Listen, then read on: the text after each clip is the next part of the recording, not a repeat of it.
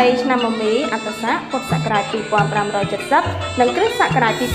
2026ជំរាបសួរនាងខ្ញុំឈ្មោះពេជ្រម៉ារីតាជាគ្រូបង្រៀនផ្នែកខេមរៈភាសានៃសាលារៀនបញ្ញាជនកម្ពុជាខ្ញុំតំណាងឲ្យបុគ្គលិកទាំងអស់នៅទីនេះសូមគោរពជូនពរដល់គណៈគ្រប់គ្រងសាលាលោកគ្រូអ្នកគ្រូអាណាព្យាបាលសិស្សសិស្សានុសិស្សនិងប្រជាជនខ្មែរទាំងអស់រកទទួលទានមានបាននិងធ្វើដំណើរទីចិត្តទីឆ្ងាយប្រកបដោយសុវត្ថិភាពគ្រប់ទីកន្លែងសូមអរគុណសូមគោរពលា